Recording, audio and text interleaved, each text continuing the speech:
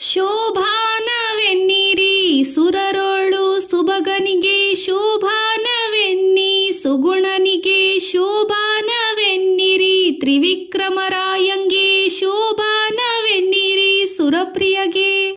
ಹೇ ಶ್ರೀಹರಿಯೇ, ನೀನು ಸಗುಣ ನಿರ್ಗುಣನೂ ಹೌದು, ಸಕಲ ಕಲ್ಯಾಣ ಗುಣಪೂರ್ಣನೂ ಹೌದು, ದೇವದೇವನೂ ಹೌದು, ತ್ರಿವಿಕ್ರಮ ಸ್ವರೂಪಿಯೂ ಆಗಿರುವೆ. ನಿನ್ನನ್ನು ಸ್ತುತಿಸಿ ನಮಗೆ ಮಂಗಳವನ್ನುಂಟು ಮಾಡಲೆಂದು ಪ್ರಾರ್ಥಿಸಿದೆವು.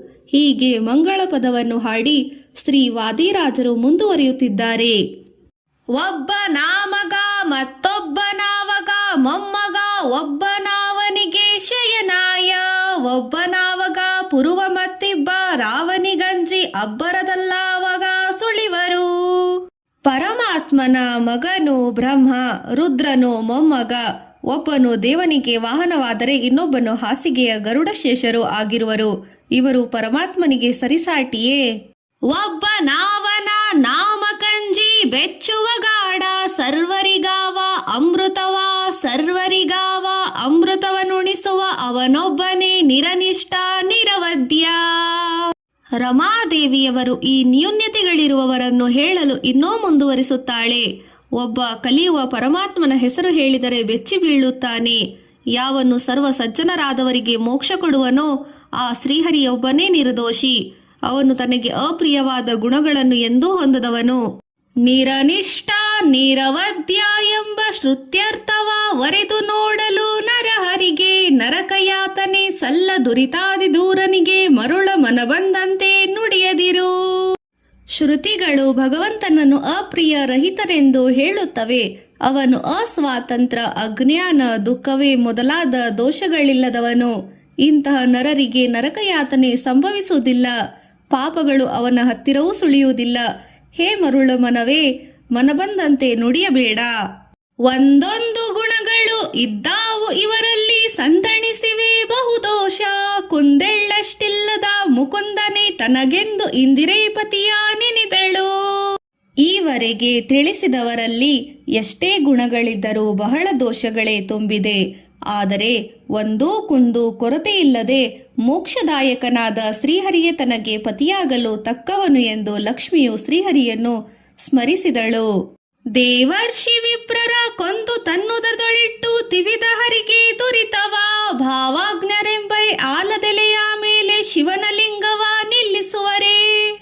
ದೇವತೆಗಳು, ಋಷಿಗಳು, ಬ್ರಾಹ್ಮಣರು ಎಂಬ ಭೇದವಿಲ್ಲದೆ ಸರ್ವರನ್ನು ಪ್ರಳಯ ಕಾಲದಲ್ಲಿ ಕೊಂದು ತನ್ನ ಹೊಟ್ಟೆಯಲ್ಲಿ ತುಂಬಿಟ್ಟುಕೊಳ್ಳುವ ಶ್ರೀಹರಿಗೆ ಜ್ಞಾನಿಗಳು ನಿರ್ದೋಷಿ ಎಂದು ಹೇಳುವರು. ಅಂತಹ ವಟಪತ್ರಶಾಹಿಯಾಗಿ ಪೌಡಿಸುತ್ತಿರುವವನ ಸ್ಥಳದಲ್ಲಿ ಯಾರಾದರೂ ಶಿವನ ಲಿಂಗವನ್ನು ತಂದು ಆರಾಧಿಸುವರೇ? ಹಾಸೇವು ತೃಷೆ ಜನನ ಮರಣ ರೋಗ ರುಚಿನಗಳೆಂಬ ಅಸುರ ಪಿಶಾಚಿಗಳ ಭಯವೆಂಬ ವ್ಯಸನ ಬರಬಾರದು ಎಂಬ ನಾರಾಯಣನಿಗೆ ಪಶು ಮೊದಲಾಗಿ ನೆನೆಯಲು. ಶ್ರೀಮನ್ನಾರಾಯಣನಿಗೆ ತನ್ನ ಭಕ್ತರು ಎಂದರೆ ಬಹಳ ಪ್ರೀತಿ. ಭಕ್ತರಿಗೆ ಹಸಿವು, ಬಾಯಾರಿಕೆ, ಮುಪ್ಪು, ಮರಣ, ರೋಗಾದಿಗಳು ಬರಬಾರದೆಂದು ಆಶಿಸುವ ಶ್ರೀಹರಿಯನ್ನು ಪಶುಗಳಂತಿರುವ ಅಜ್ಞಾನಿಗಳಾಗಲಿ ಮೃಗಗಳಾಗಲಿ ಸ್ಮರಿಸುವುದೇ ಇಲ್ಲ. ತಮ್ಮನ್ನು ಕಾಯಲು ಶ್ರೀಹರಿಯೊಬ್ಬನೇ ಇದ್ದಾನೆ ಎಂಬ ಸ್ಮರಣೆಯೇ ಅವರಿಗಿಲ್ಲ. ತಾ ದುಃಖಯಾದರೆ ಸುರರಾಶಿಯ ಕಳೆದು ಮೋದವಿದುಕಕ್ಕೆ ಧರಿಗಾಗಿ ಮಾಧವ ಬಾಹನೆ ಕೆಸರಳು ಮುಳುಗಿದ ಬಾದಿಪ ಕೆಸರ ಬಿಡಿಸುವನೇ. ದೈತ್ಯರ ಬಾಧೆಯನ್ನು ನಿವಾರಿಸಲು ಪರಮಾತ್ಮನು ವರಾಹಾದಿ ರೂಪವನ್ನು ತಾಳಿದನು. ದೇವತೆಗಳ ದುಃಖವನ್ನು ಕಳೆದನು. ಭಕ್ತರನ್ನು ಸಂಸಾರವೆಂಬ ಭವಬಂಧನದಿಂದ ಬಿಡಿಸಿದನು. ಬೊಮ್ಮನಾಲಯದಲ್ಲಿ ಇದ್ದವಗೆ ಲಯ ಉಂಟೆ, ಜನ್ಮ ಲಯವಿಲ್ಲದವನಿಗೆ ಅಮ್ಮಿಯನ್ನುಳಿಸಿದ ಯಶೋದೆಯಾಗಿದ್ದಳೆ ಅಮ್ಮ ಇವಗೆ ಹಸಿದೃಷ್ಟೆಯುಂಟೆ. ಮೊಲೆ ಹಾಲನ್ನು ಉಣಿಸಿದ ಮಾತ್ರಕ್ಕೆ ಯಶೋದಾದೇವಿಯು ಹಡೆದ ತಾಯಿಯಾಗಿರಲು ಸಾಧ್ಯವೇ ಇಲ್ಲ. ಸತ್ಯಲೋಕದಲ್ಲಿ ವಾಸವಾಗಿರುವ ಶ್ರೀಹರಿಗೆ ಜನನ ಮರಣಗಳುಂಟೆ. ಆಗ ಭಕ್ಷ್ಯ ಭೋಜವಿತ್ತು ಪೂಜಿಸುವ ಯೋಗಿಗೆ ಉಂಟೆ ಧನಧಾನ್ಯ. ಆಗ ದೊರಕೊಂಬುದೇ ಪಾಕ ಮಾಡುವ ವೈನಿಮ ತಾಗಲೆಲ್ಲೇಹುದು ವಿಚಾರಿಸಿರೋ. ಭಗವಂತನು ಸ್ವಯಂ ಪೂರ್ಣನು. ಅವನಿಗೆ ಅಡುಗೆ ಮಾಡಲು ಅಗ್ನಿ ತಾನೇ ಯಾಕೆ ಬೇಕು? ಆದರೆ ಮೂಲ ರೂಪದಲ್ಲಿರುವ ಆದಿನಾರಾಯಣನಿಗೆ ಭಕ್ಷ್ಯ ಭೋಜನಗಳನ್ನು ಕೊಡುವವರು ಯಾರು? ಶ್ರೀಹರಿಗೆ ಯಾವುದೋ ಬೇಡ. ಭಕ್ತರು ಭಕ್ತಿಯಿಂದ ತನ್ನನ್ನು ಸ್ಮರಣೆ ಮಾಡಿದರೆ ಸಾಕು, ತೃಪ್ತನಾಗುವ ಶ್ರೀಹರಿ ನಮ್ಮವನು. ರೋಗವನಿವ ವಾತ ಪಿತ್ತ ಶ್ಲೇಷ್ಮ ಆಗ ಕೊಡುವುದೇ ರಮೆಯೊಡನೆ, ಭೋಗಿಸುವವಗೆ ದುರಿತವ ನೆನೆವರೆ ಈ ಗುಣನಿಧಿಗೆ ಎಣೆಯುಂಟೆ. ಶ್ರೀಹರಿಯು ಸ್ವಯಂಪೂರ್ಣ ಹಾಗೂ ಸ್ವತಂತ್ರ ಸ್ವರತನಾಗಿದ್ದಾನೆ. ರಮೆಯೊಡನೆ ಕ್ರೀಡಿಸುವುದು ಆತನ ಕ್ರೀಡೆ ಮಾತ್ರ. ಶ್ರೀಹರಿಯು ರೋಗ ರುಚಿನ ದೋಷಗಳಿಂದ ದೂರವಾಗಿದ್ದಾನೆ. ರಮೇ ದೇವಿಯರನ್ನಪ್ಪಿಕೊಂಡಿಬ್ಬುದು ರಮೆಯ ರಸಿಗೆ ರತಿ ಕಾಣಿರೋ, ಅಮೋಘ ವೀರ್ಯವು ಚಲಿಸಿದರೆ ಪ್ರಳಯದಲ್ಲಿ ಕುಮಾರರ ಯಾಕೆ ಜನಿಸರು. ಪರಮಾತ್ಮನಿಗೆ ಸಾಮಾನ್ಯರಂತೆ ಸ್ತ್ರೀ ಸುಖದ ಅಗತ್ಯವಿಲ್ಲ. ಶ್ರೀದೇವಿ ಭೂದೇವಿಯವರಿಂದ ಆಲಂಕಿತನಾದರೂ ಇತರೆ ಜೀವಿಗಳಂತೆ ಪರಮಾತ್ಮನ ವೀರ್ಯದಿಂದ ಸೃಷ್ಟಿ ಆಗುವುದಿಲ್ಲ, ಅವನ ಸಂಕಲ್ಪ ಮಾತ್ರದಿಂದ ಆಗುವುದು. ಏಕತ್ರ ನಿರ್ಣಿತ ಶಾಸ್ತ್ರಾಸ್ತ್ರ ಪರತ್ರಾಪಿ ಬೇಕೆಂಬ ನ್ಯಾಯವ ತಿಳಿದುಕೋ, ಶ್ರೀಕೃಷ್ಣನೊಬ್ಬನೇ ಸರ್ವದೋಷಕ್ಕೆ ಸಿಲುಕದವನೆಂಬುದು ಸಲಹಲಿಕ್ಕೆ. ಭಗವಂತನು ಸ್ವತಂತ್ರ, ಎಲ್ಲಾ ಕಡೆ ವ್ಯಾಪಿಸಿದ್ದಾನೆ, ಸರ್ವವ್ಯಾಪಿ ಮತ್ತು ಸಕಲ ಶಾಸ್ತ್ರಗಳು ಸಾರುತ್ತವೆ. ಶ್ರೀಹರಿಯು ದೋಷರಹಿತನು, ದೋಷಗಳಿಂದ ಮುಕ್ತ ಎನ್ನುತ್ತದೆ ಶಾಸ್ತ್ರ. ಎಲ್ಲಾ ಜಂಗವ ನುಂಗಿ ದಕ್ಕಿಸಿಕೊಂಡವಗೆ ಸಲ್ಲದು ರೋಗ ರುಚಿನವು, ಬಲ್ಲ ವೈದ್ಯರ ಕೇಳಿ ಅರ್ಜಿತ ಮೂಲವಲ್ಲ ಇಲ್ಲ ಸಮಸ್ತ ರುಚಿನವು. ಲಯರೂಪಿಯಾಗಿ ಸಮಸ್ತ ಜಗತ್ತನ್ನು ನುಂಗಿದವನಿಗೆ ರೋಗಗಳ ಬಾಧೆ ಇದೆ ಎಂದರೆ ಹಾಸ್ಯಾಸ್ಪದವಲ್ಲವೇ? ಜ್ಞಾನಿಗಳು ತಿಳಿಸಿ ಹೇಳಬೇಕು. ಇಂಥ ಮೂರುತಿಯ ಒಳಗೊಬ್ಬ ನರಕ, ಬಹುಭ್ರಾಂತ ನೀನೆಲ್ಲೆಂಬುದು ತೋರಿಸುವಿಲು. ಸಂತೆಯ ಮರಳು ಹೋಗಲು ನಿನ್ನ ಮಾತು, ಸಂತರು ಕೇಳಿ ಸೊಗಸರು. ಪರಮಾತ್ಮನಿಗೆ ನರಕಯಾತನೆ, ಮಾನವರಂತೆ ರೋಗ ರುಚಿನಗಳು ಇವೆ ಎಂದರೆ ಹುಚ್ಚರು ಮಾತನಾಡಿದಂತಾಯಿತು. ಸಂತರಿಗೆ ಕೇಳಿ ತಿಳಿದುಕೊಳ್ಳಬೇಕು. ಶ್ರೀನಾರಾಯಣ ಜನನಿ ಜನಕರು ನಾನೆಂಬವಾದ ನಡೆಯದು, ಜಾಣರದರಿಂದರಿಯದ ಮೂಲ ರೂಪವ ತೋರಿ ಶ್ರೀ ನರಸಿಂಹ ಅವತಾರವ. ಶ್ರೀಮನ್ನಾರಾಯಣನಿಗೆ ತಂದೆ ತಾಯಿ ಯಾರೂ ಇಲ್ಲ ಎಂದು ಹೇಳಿದರೆ ಕೇಳಿದರೆ ಹಾಸ್ಯಾಸ್ಪದವಲ್ಲವೇ? ಹಾಗೆ ಕಂಬದಿಂದ ಉದ್ಭವಿಸಿದ ನರಸಿಂಹನಿಗೆ ತಂದೆ ತಾಯಿ ಯಾರೆಂಬುದು ಹೇಳು. ಅಂಬುದಿಯ ಉದಕದಲ್ಲಿ ಒಡೆದು ಮೂಡಿದ ಕೂರ್ಮನೆಂಬ ಶ್ರೀಹರಿಯ ಪಿತನಾರು ಎಂಬ ಶ್ರೀಹರಿಯ ಪುತನಾರು, ಅದರಿಂದ ಸ್ವಯಂಭುಗಳೆಲ್ಲ ಅವತಾರ. ಕೂರ್ಮಾವತಾರಿಯಾಗಿ ಸಾಗರದಲ್ಲಿ ಕಾಣಿಸಿಕೊಂಡ ಶ್ರೀಹರಿಗೆ ತಂದೆ ತಾಯಿ ಯಾರು? ಭಗವಂತನಿಂದಲೇ ಸ್ವಯಂಭೂ ಬ್ರಹ್ಮ ರುದ್ರಾದಿ ದೇವತೆಗಳು ಅವತರಿಸಲಿಲ್ಲವೇ? ದೇವಕಿಯ ಗರ್ಭದಲ್ಲಿ ದೇವನವತರಿಸಿದ ಭಾವವನ್ನು ಎಲ್ಲ ವಿವೇಕಿಗಳು ವಸುದೆಯೊಳಗೆ ಕೃಷ್ಣಗೆ ಜನ್ಮವ ಆವ ಪರಿಯಲ್ಲಿ ನುಡಿಯುವಿಯೋ? ಪರಮಾತ್ಮನ ಮಹಿಮೆಯನ್ನು ಶ್ರೀಕೃಷ್ಣನು ದೇವಕಿಯ ಗರ್ಭದಲ್ಲಿ ಜನಿಸಿದನು ಎಂಬ ಬಲ್ಲ ಜ್ಞಾನಿಗಳ ಮಾತಿನಿಂದ ತಿಳಿದಿದೆ. ಆದರೆ ಭೂಲೋಕದಲ್ಲಿ ಕೃಷ್ಣನಿಗೆ ಗರ್ಭವಾಸವಿತ್ತು ಎಂದು ಹೇಗೆ ಹೇಳಲು ಸಾಧ್ಯ? ಆಕಳಿಸುವಾಗ ಯಶೋದಾದೇವಿಗೆ ದೇವ ತನ್ನೊಳಗೆ ಹುದುಗಿದ, ಭುವನವೆಲ್ಲವ ತೋರಿದುದಲ್ಲವೇ ಆ ವಿಷ್ಣು ಗರ್ಭದೊಳಗಡುವನೇ. ಶ್ರೀ ವಿಷ್ಣು ನಾರಾಯಣ ಯಶೋದೆಗೆ ತನ್ನ ಪುಟ್ಟ ಬಾಯಿಯೊಳಗೆ ಸಮಸ್ತ ಬ್ರಹ್ಮಾಂಡವನ್ನೇ ತೋರಿಸಿದ. ಅಂತಹ ವಿಷ್ಣುವಿಗೆ ಗರ್ಭವಾಸ ಉಂಟೆ? ಆನೆಯ ಮ್ಯಾನದಲ್ಲಿ ಅಡಗಿಸಿದವರುಂಟೆ ಅನೇಕ ಕೋಟಿ ಅಚಾಂಡವ, ಅಣುರೇಣು ರೂಪದಲ್ಲಿ ಆಳದ ಶ್ರೀಹರಿಯ ಜನನಿ ಜಠರವು ಒಳಗೊಂಬುದೇ. ಅನಂತ ಕೋಟಿ ಬ್ರಹ್ಮಾಂಡ ನಾಯಕನಾದ ಅಣುರೂಪದಲ್ಲಿ ತನ್ನಲ್ಲಿ ಅಡಗಿಸಿಕೊಂಡಿರುವ ಶ್ರೀಹರಿಗೆ ಗರ್ಭವಾಸ ಇರಲು ಸಾಧ್ಯವೇ? ಆನೆಯನ್ನು ಪಲ್ಲಕ್ಕಿಯಲ್ಲಿ ಕೂಡಿಸಲು ಸಾಧ್ಯವೇ? ಅದರಿಂದ ಕೃಷ್ಣನಿಗೆ ಜನ್ಮವೆಂಬುದು ಸಲ್ಲ ಮದನನಿವನ ಕುಮಾರನು, ಕದನದಿಗಳಿಗಳ ಇವನೆದೆಗೆ ಸಿಗುವ ಸುಧನದಿರಿಗಿವನೆಂದು ಸಿಲುಕುವನೇ. ಶ್ರೀಕೃಷ್ಣನು ತಾಯಿ ತಂದೆಗಳಿಂದ ಹುಟ್ಟುತ್ತಾನೆ ಎಂಬುದು ಸಲ್ಲದು.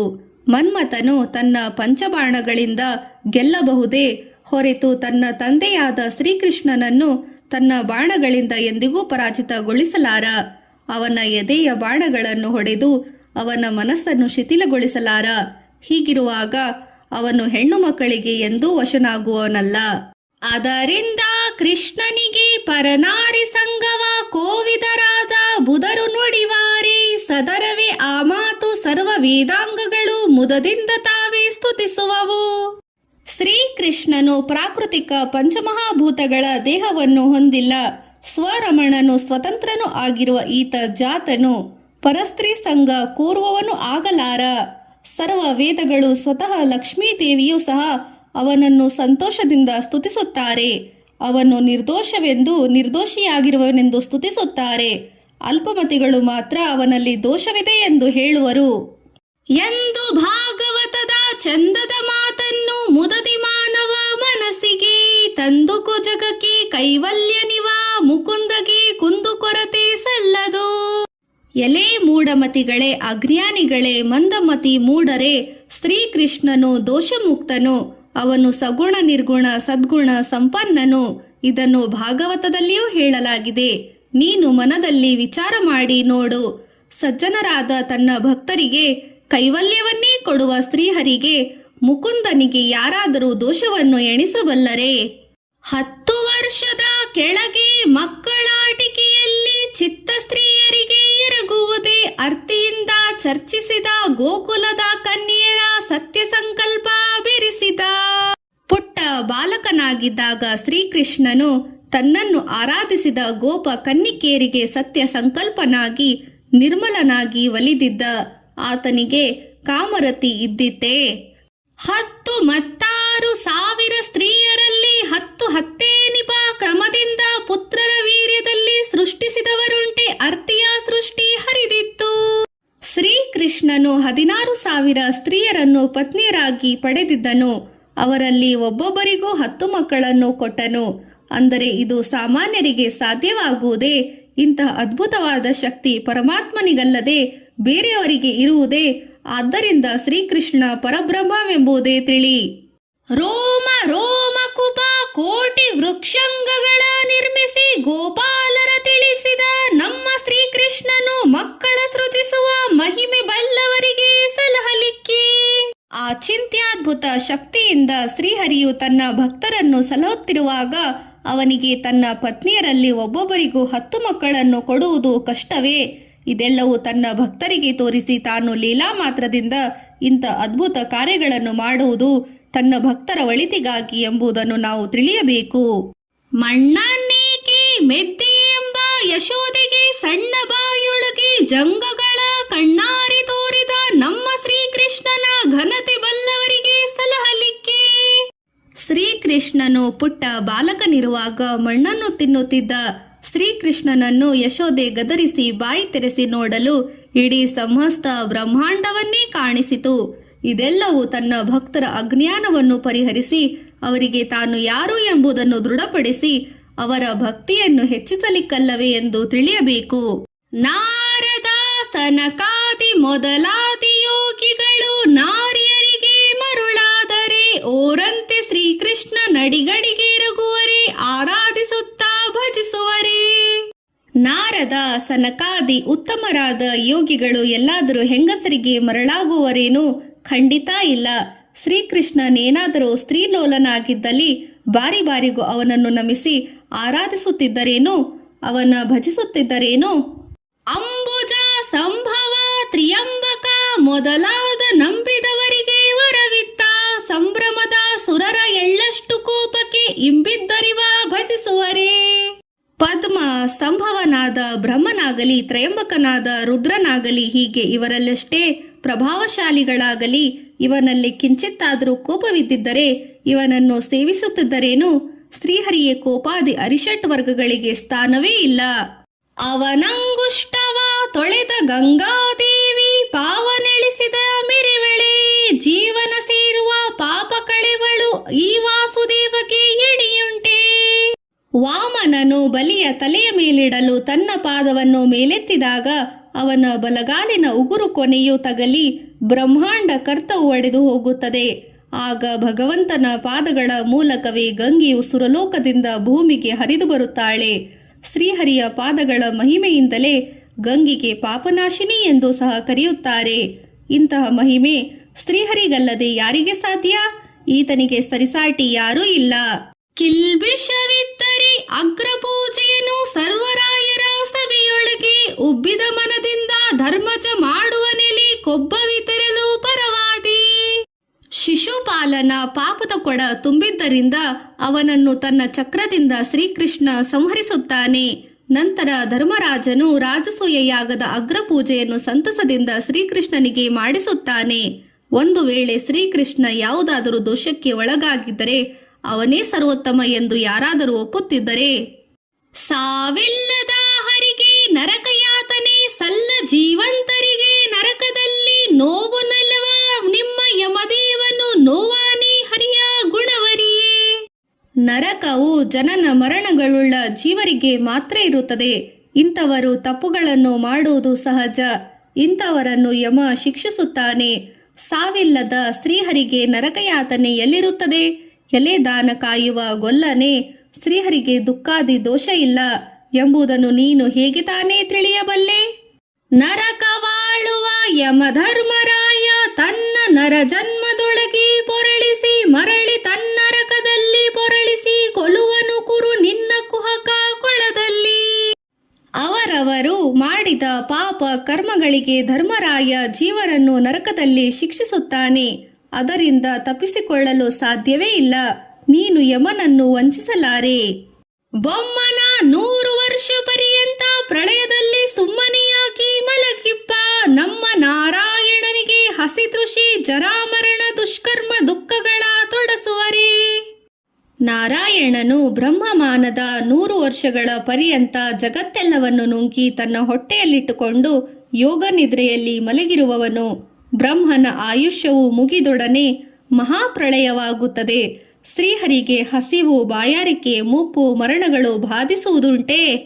ರಕ್ಕಸರ ಶಸ್ತ್ರಗಳಿಂದ ಗಾಯವಡೆಯದ ಅಕ್ಷಯಕಾಯದ ಶ್ರೀಕೃಷ್ಣ ತುಚ್ಛ ಯಮ ಭಟ್ಟರ ಶಸ್ತ್ರ ಕುಳುಕುವನಲ್ಲ. ತುಚ್ಛನಿ ಹರಿಯ ಸಗುಣವರಿಯ ನರಿಯೇ.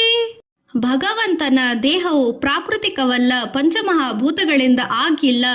ಆತ ಚಿದಾನಂದ ಪರಬ್ರಹ್ಮ ಪರಮಾತ್ಮ.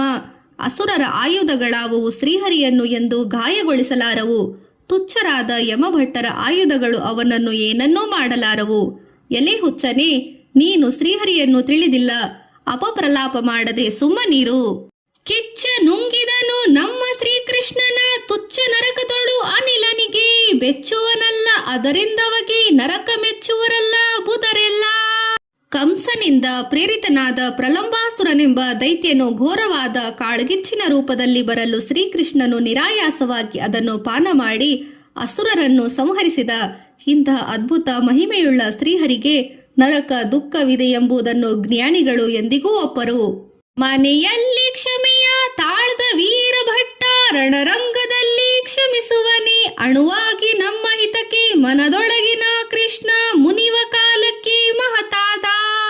ಮನೆಯಲ್ಲಿ ಕ್ಷಮಾಗುಣವುಳ್ಳ ವೀರಭಟ್ಟನು ರಣರಂಗದಲ್ಲಿ ವೈರಿಯನ್ನು ಕ್ಷಮಿಸುವನೇ. ಹಾಗೆಯೇ ನಮ್ಮ ಮನಸ್ಸಿನಲ್ಲಿರುವ ತನ್ನ ಸೂಕ್ಷ್ಮ ರೂಪದಲ್ಲಿರುವ ಭಗವಂತ ಇದ್ದು ಧರ್ಮ ಅಧರ್ಮಗಳನ್ನು ಬೋಧಿಸಿ ಎಚ್ಚರಿಸುತ್ತಿರುತ್ತಾನೆ. ದುಷ್ಟರು ಇದನ್ನು ಲಕ್ಷಿಸದೆ ಅವನಿಗೆದುರಾಗುವ ಜೀವನದ ಮೇಲೆ ಕೋಪಗೊಂಡು ಮಹಾದಂಡನವನ್ನೇ ವೇದಿಸುತ್ತಾರೆ. ತಾಯ ಪೊಟ್ಟೆಯಿಂದ ಮೂಲ ರೂಪವ ತೋರಿ ಆಯುಧ ಸಹಿತ ಪುರವಂಟ. ನ್ಯಾಯ ಕೋವಿದರು ಪುಟ್ಟಿದನೆಂಬರಿ ಬಾಯಿಗೆ ಬಂದಂತೆ ಬೊಗಳದಿರು. ಶ್ರೀಕೃಷ್ಣ ಜನ್ಮ ತಾಳುವಾಗ ದೇವಕಿಯ ಗರ್ಭದಲ್ಲಿ ಹುಟ್ಟಿದನೇನೂ ಇಲ್ಲ. ಅವನು ಶಂಖ ಚಕ್ರ ಗದಾಧಾರಿಯಾಗಿ ತನ್ನ ಮೂಲ ರೂಪವನ್ನು ತಾಯಿಗೆ ಪ್ರಕಟ ಮಾಡಿ ಹೊರಗೆ ಬಂದ. ಇಂಥವನನ್ನು ಹುಟ್ಟಿದ ಎಂದು ಸಾಧಾರಣವಾಗಿ ಹೇಳಬಹುದೇ? ಹೀಗೆ ಹುಟ್ಟುವುದು ಪ್ರಾಕೃತಿಕವಾಗಿ ಸಾಧ್ಯವೇ? ಉಟ್ಟ ಪೀತಾಂಬರ, ತೊಟ್ಟ ಭೂಷಣಗಳು, ಇಟ್ಟ ನವರತ್ನ ಕಿರೀಟವು, ಮೆಟ್ಟಿದ ಕುರುಹ ಎದೆಯಲ್ಲಿ ತೋರಿದ ಶ್ರೀವಿಠಲ ಪುಟ್ಟಿದವನೆನ್ನಬಹುದೇ? ಶ್ರೀಕೃಷ್ಣನು ತಾಯಿಗೆ ತನ್ನ ಮೂಲ ರೂಪದ ದರ್ಶನವಿತ್ತಾಗ ಪೀತಾಂಬರವನ್ನುಟ್ಟು ಆಭರಣಗಳು, ನವರತ್ನ ಖಚಿತ ಕಿರೀಟವನ್ನು ಧರಿಸಿದ್ದ. ಎದೆಯ ಮೇಲೆ ಶ್ರೀವತ್ಸವೆಂಬ ಮಚ್ಚೆ ಇತ್ತು. ಮನ್ಮಥನಿಗಿಂತಲೂ ಅತಿ ಸುಂದರವಾಗಿದ್ದ ಮಗುವನ್ನು ಯಾರಾದರೂ ತಾಯಿಯ ಗರ್ಭದಿಂದ ಹುಟ್ಟಿದವನು ಎನ್ನಬಹುದೇ? ಋಷಭಂ ಸಭೆಯ ಮಹಿಷ ಮೂಷಕ ವಾಹನವೇರಿ ಮಾನಿಸರೆಂತೆ ಸುಳಿವ ಸುರರೆಲ್ಲ ಎಸೆವ ದೇವೇಶಾನರ ಸಾಹಸಕ್ಕೆ ಮಡಿದರು. ಕುಸುಮನಾಭನಿಗೆ ಸರಿಯುಂಟೆ? ಗೂಳಿ, ಹಂಸ, ಕುರಿ, ಕೋಣ, ಇಲಿ ಇತ್ಯಾದಿ ವಾಹನಗಳುಳ್ಳ ರುದ್ರ, ಬ್ರಹ್ಮ, ಅಗ್ನಿ, ಯಮ, ಗಣೇಶ ಮುಂತಾದವರು ಮನುಷ್ಯರಂತೆ ತೋರಲು ಎಲ್ಲ ದೇವತೆಗಳು ನಾರಾಯಣನಿಂದ ಸೋತು ಹೋಗಿದ್ದರು. ಇಂತಹ ಪದ್ಮನಾಭನಿಗೆ ಯಾರು ಸಾಟಿ ಆಗವಲ್ಲರು? ಒಂದೊಂದು ಗುಣಗಳು ಇದ್ದಾವು ಇವರಲ್ಲಿ, ಸುಂದಣಿವೆ ಬಹುದೋಷ. ಕುಂದೆಳೆಷ್ಟಿಲ್ಲದ ಮುಕುಂದನ ತನಗೆಂದು ಇಂದಿರೇಪತಿಯ ನೆನೆದಳು. ಈ ದೇವತೆಗಳಲ್ಲಿ ಒಂದೊಂದು ಗುಣಗಳಿರಬಹುದು, ಆದರೆ ಬಹುದೋಷ ತುಂಬಿಕೊಂಡಿವೆ. ಆದರೆ ಸುತರಾಮ ದೋಷವಿಲ್ಲದೆ ಮುಕುಂದನೆ ತನಗೆ ಪತಿಯೆಂದು ಲಕುಮಿ ಸಂಕಲ್ಪಿಸಿದಳು. ಇಂತು ಚಿಂತಿಸಿ ರಮೇ ಸಂತಮನ ಪದವ ಸಂತೋಷ ಮನದಲ್ಲಿ ನೆನೆಯುತ್ತಾ, ಸಂತೋಷ ಮನದಿ ನೆನೆಯುತ್ತಾ ತನ್ನ ಶ್ರೀಕಾಂತನಿದ್ದೆಡೆಯೇ ನಡೆದಳು. ಹೀಗೆ ಯೋಚಿಸಿಕೊಂಡು ರಮಾದೇವಿಯು ಸಜ್ಜನರ ಮನಸ್ಸಿನಲ್ಲಿ ಸದಾ ಧ್ಯಾನಿಸುತ್ತಿರುವ ಶ್ರೀಹರಿಯನ್ನು ತಾನು ಹರ್ಷದಿಂದ ಧ್ಯಾನಿಸುತ್ತಾ ತನ್ನ ಮೂಲ ರೂಪನಾದ ಅಜಿತನಾಮಕನಾದ ಪತಿಯ ಬಳಿಗೆ ನಡೆದು ಬಂದಳು.